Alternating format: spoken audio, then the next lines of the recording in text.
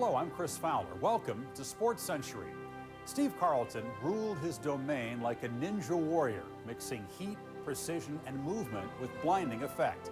Although the four-time Cy Young Award winner expressed his talent with fastballs and sliders, the eye of that talent lay in a mind as foreign to baseball as geometry is to chewing tobacco. Never was that eye more focused than in the summer of 1972. 1972 was the most amazing year I can remember in my 60 years of baseball. Every time he pitched, we felt we were going to win, and every time he didn't pitch, we felt we were going to lose. His comment was, today's win day. He would say that every single start, today's win day. And that spread throughout our baseball team. We really felt when he was on that mound, we couldn't lose.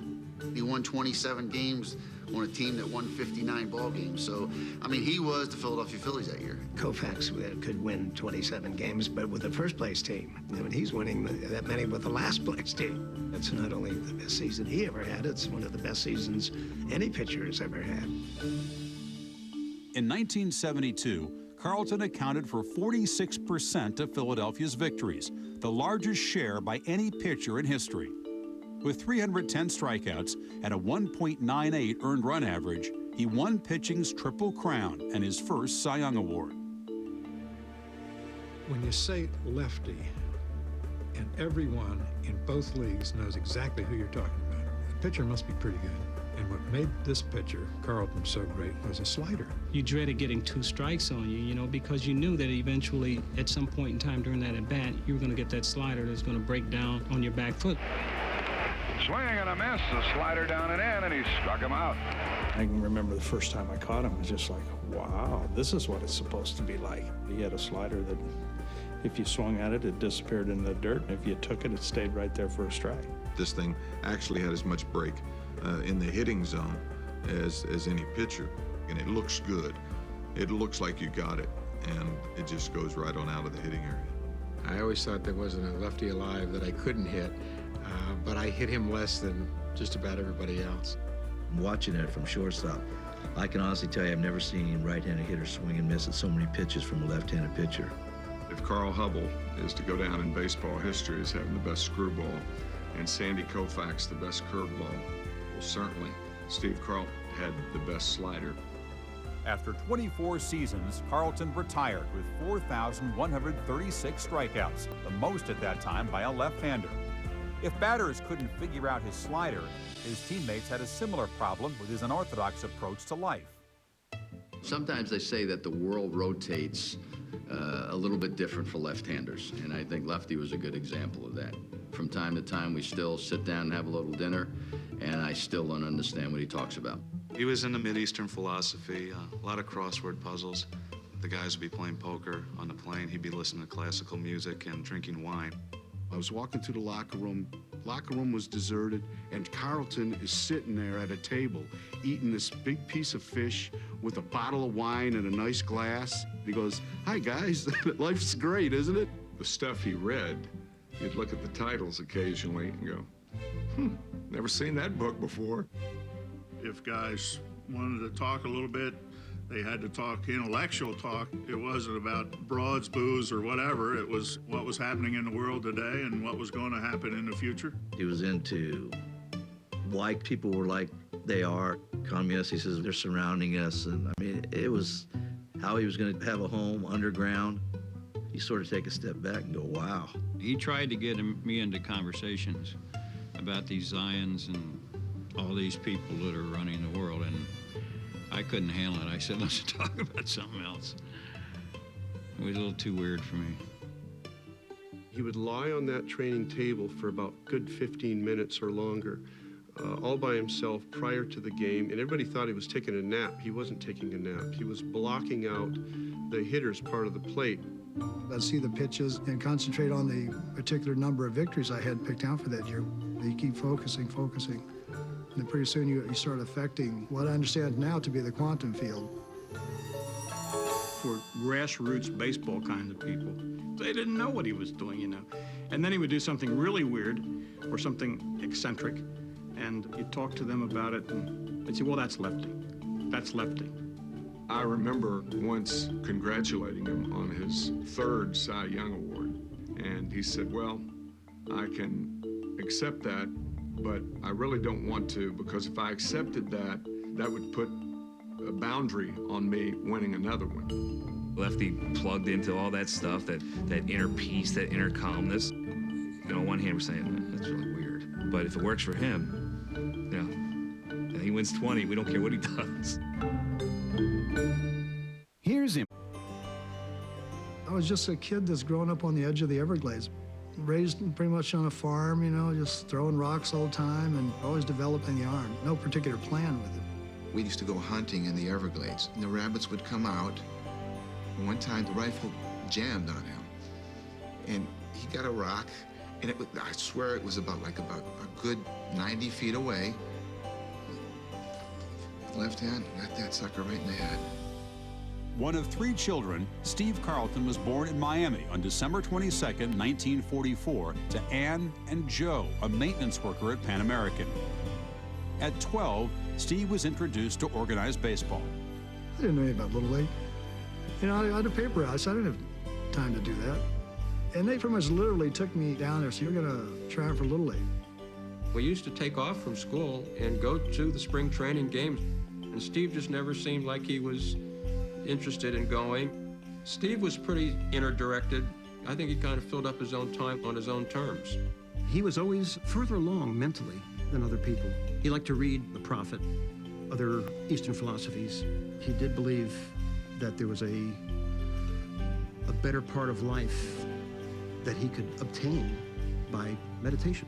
I was reading Yogananda when I was 12 years old. It was fascinating. I just was naturally drawn to that. He was just very focused. He could sit there on the bench and close his eyes, and he was oblivious about what was going on around him except for the game. Coach was saying, you know, you can play pro ball. And I said, what's that? I wasn't into academia. You know, I didn't want to go to school. I didn't want to go to college. Didn't know what I was going to do. I said, well, I got to focus on baseball. After graduating from North Miami High School in 1963, Carlton signed with the Cardinals that October. In 1965, the angular 6'5", 20-year-old was called up to the majors. When Steve first came up, he was a tall boy. In fact, I started calling him Tall Boy. He was just a skinny guy, young kid. You don't know which way they're going to go. Steve Carlton played with Bob Gibson, and so Carlton certainly got to watch one of the great pitchers who ever lived. Steve learned more from Gibson than he did from anybody. The way he went about his independent selection of pitches, his refusal to listen to meetings because nobody could pitch like he could. Gibby was an excellent teacher, but not one-on-one, like verbally. I mean, just by watching his presence on the field. Following Gibson's example, Carlton pitched with strength, focus, and intensity, winning 27 games over his first 2 full seasons. But if he was to pitch on the same level as his mentor, he would need another pitch. On an exhibition tour in Japan after the 1968 season, Carlton began tinkering with the slider. He tested it against Japan's version of Babe Ruth, the legendary Sadahara O. He picks that front leg up like that, how he used to hit, and I threw that slider right in his ribs, you know, and it went poof, like that. And he went, he went like this, and the ball went like that, you know. I said, okay, that's a good pitch. 2 balls, 2 strikes. Here's the pitch. He struck him out. He struck him out. He has banned 19, a new Major League record. After winning 17 games in 1969, the next season Carlton went 10-19, leading the league in losses. Looking for a deeper focus on the mound, Carlton found it with the long-distance help of a night watchman in Arizona, who was known only as Briggs. This guy was sending him long letters containing snippets of deep philosophical writings by Nietzsche and Schopenhauer. When I get to a town, there'd be letters at the hotel waiting for me and setting up how to think, and it really changed my approach to the game. I was into philosophy. I'd read a lot of that stuff that he had sent me, but I'd never really applied it to baseball. Carlton produced his first of 6 20-win seasons in 1971. The next spring, he asked Cardinals owner Gussie Busch for a $65,000 contract. Bush offered $57,500. Carlton held out. Steve called me one night and said, they're not going to give me the money. I'm going to go ahead and sign tomorrow morning. So I'll be flying in tomorrow morning. Will you pick me up at the airport? Next morning, 8 o'clock. They traded Steve Carlton to the Phillies before he had a chance to come in and sign the contract with the Cardinals. Philly fans don't know how lucky they were.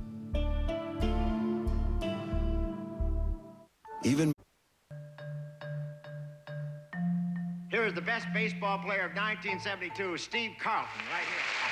1972, he captured the town, Super Steve, and he did everything for us that year. All kinds of media stories into his personal life, his background, his philosophy of positive thinking. In the off season after that year, he hit the banquet circuit, and when he reported the spring training, he was in terrible shape. I didn't have the opportunity to work out with the weights like I normally do, and in spring training I got sick, and I think they really hurt. Because he wasn't winning as many games, the media began to write about what he did away from the ballpark as an excuse for why the Phillies weren't winning. Leading the media's off-site investigation of Steve Carlton was sports writer Bill Conlon. If I walk into a hotel bar at 3 o'clock in the morning and he's in a unsober condition, it's not my business, but it's the fans' business, and it's the reader's business. Bill probably precipitated the whole thing. We were good buddies. And we'd have beers together, and he was my next-door neighbor in spring training. He took some of that stuff. He crossed over the line. I wrote things that he considered terribly personal. I took the opposite view. I thought they were terribly relevant and explained better than anything else why this magnificent pitcher had gone from 27 wins to 20 losses. I seen him drink less like anybody else. Was it excessive? I didn't see it. I didn't see it at all. Other guys, they'd get mad at the press, and the next day they'd be best buddies. I'm going like, that's hypocritical to me. I said, write what you want. I don't care if it's the truth. It just don't bother me. Carlton denied that alcohol affected his performance and stopped talking to Conlon by the end of the 1973 season. Soon after, he drew a curtain of silence between himself and the press that lasted for the rest of his career. He didn't feel like he owed it to them to speak to them, or he owed it to the fans to, to explain what went on the field that day. We had an AP writer in Philadelphia named Ralph Bernstein, and every year in spring training, he'd go up to Lefty and say, look, Steve, no notebook, no pen. Can we talk about it? Ralph, policy is policy. You know it. Don't forget, a policy is a policy. And he'd walk away. And then we go to Tim McCarver. Barbara Walters offered him $25,000 to talk to him after the 1980 series. He turned it down. He just was not interested. His 300th game win, he was going to break a silence. And that became more of the story than the 300th game. All the media was in the locker room. And he went out back by the showers, came out through the door and locked the media into the locker room and left and went home. I had bought an old Mercedes, and I started talking to him about the car. And we talked about it for about 10, 15 minutes. And he finally looked at me and said, who are you? And I said, oh, I'm Pat Jordan, I'm a writer and all that. And he pulled back from me and he says, oh, I don't ever talk to writers. And he ran into the clubhouse. He almost became like a boy in the blue bubble. It created a great sense of insularity for him, a great sense of inner peace. Between 1976 and 1978, Carlton won 59 games, collected his second Cy Young Award, and led the Phillies to 3 straight division titles. Having found the right mental balance on the mound, he collaborated with trainer Gus Heffling and increasingly sought to hold back time with a regimen drawn from antiquity. Lefty had the ability to call upon his own mental and physical resources more so than most people do. He's a very in tune individual to his own body and mind. Heffling started pounding the Oriental philosophy. The body is your temple. He really did straighten out as far as his social life went. He became a physical fitness freak. Lefty, on days he didn't pitch, could be found, in a back room somewhere, going through all these martial arts moves and stretching and strength training. He would bury his arm into a garbage can filled with rice and go from the top and drive his hand down in and start working his hand at the bottom of the barrel, which was almost impossible to get down in the first place. We'd see the cans of rice that he would just stick his hands in. It was like, what? You know, and I go like that, and my fingers about up to my first knuckle, and I just almost break them. I remember in spring training, he came back to the condo and he had a bow with a spear tip for a deer, and he put it to his throat, and he bent the bow until it snapped. I thought he was going to pierce his neck. It scared me to death. It wasn't simply a matter of mind over matter with Steve, because his matter mattered. He was big and he was strong and talented. What separated him, however, was from the neck up. It was just like, tunnel vision, totally devoid of emotion, because emotion was subjectivity, and the training was to remove yourself emotionally from it. You'd run in and talk to him, and it was just him and the glove and the catcher, and he didn't know who was hitting. Sometimes didn't even know your name. To look at the back of your jersey. There was one time he set a record we put up on our big message board. Lefty just blah, blah, blah, blah. He stepped back off the mound, tipped his hat, and I could tell he was pissed about it. In 1980, Carlton won his third Cy Young Award and led the Phillies to their only World Series title. Although he was the winning pitcher in the decisive Game 6, it was the energetic reliever Tug McGraw and not the stoic Carlton who was on the mound for the final out. If he would have finished that game, I can't imagine him jumping up and down. It's curious to think about what he would have done in that moment of victory. Probably nothing. ESPN Classics NBA Game of the Week. Steve Carlton should be a very wealthy man today, because he made a lot of money during his career based on the wages of that era. But it was not to be. In the early 1980s, rumors surfaced about improper financial activities conducted by Carlton's longtime agent, David Landfield. Schmitty had the same agent for a while. Schmitty saw it before Lefty did and got out. You'd go to Lefty and you'd tell him what you heard. And he would have a hard time believing you, because nobody would dare mess with him. We're investing money, at car dealerships, other businesses. I was employing people. I was trying to do the right thing. In 1983, the pitcher fired Landfield and filed suit in Philadelphia U.S. District Court, accusing his former agent of embezzling. His accountant told me one time when he came out of the courthouse, he walked over to the hall and he banged his head against the concrete wall because he was so angry about the way it was going. In 1985, they reached an out-of-court settlement, but a year later, Landfield filed for bankruptcy, effectively blocking Carlton from regaining any of the $175,000 still owed him. All told, it was estimated by the Philadelphia Daily News that the agent cost Carlton close to $4.5 million. On the field, the great left-hander was well into his final phase. He didn't have a winning season his final 4 years. I think that what Dave Landfield did to Steve Carlton is a big reason that he tried to stay around as long as he did, because maybe he was hoping for 1 or 2 or 3 big paydays because he didn't have the resources that he thought he had. All of us were, obviously aware of his, of the tools deteriorating. Very difficult to look him eye to eye and tell him that. I went to his apartment in downtown Philadelphia twice and explained to him, I don't want to see you not being great. I want you to retire because you should not be released. And he said, I'm not going to retire. I'm going to pitch till I'm 50 years old. The Steve Carlton era has ended in Philadelphia. One of the greatest pitchers of all time will no longer be pitching in Philadelphia. After his release from the Phillies in June of 1986, Carlton held on for 2 more seasons, compiling an 11-21 record with 4 different teams. I remember watching him in a hotel room on a game, and I'm going, God, Lefty, retire, please retire. But he felt he could compete even without his best stuff. The Twins released him in 1988. And a year later, Carlton and his wife Beverly moved to a ranch in Durango, Colorado.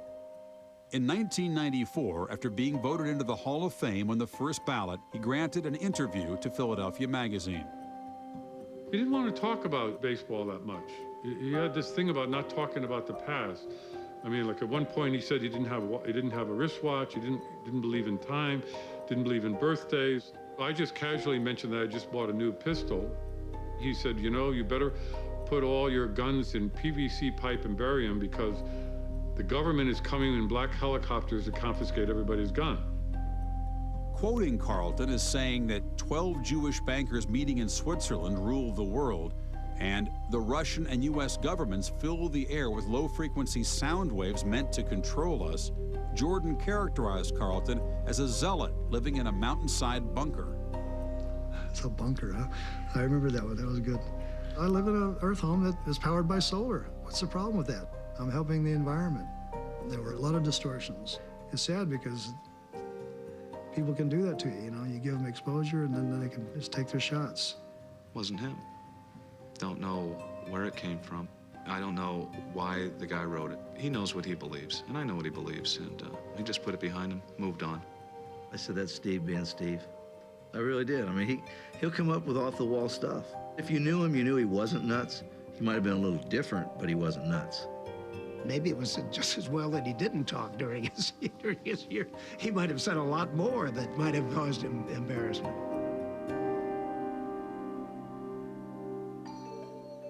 In 1998, Carlton and his wife divorced after 33 years of marriage. In the fall of 2000, policy was still policy when he withdrew himself from consideration after interviewing for the position of pitching coach of the Arizona Diamondbacks. Faced with the reality of doing this for 8 months, and I realized that I didn't want to do it. It's this very claustrophobic feeling, and that's not the way I live my life. I once said about Steve years ago that when Steve ends his career, he'll probably be a hunting guide up in the mountains and nobody will ever see him. He hasn't done that, but I think he's done something similar to that in that very few people ever see him.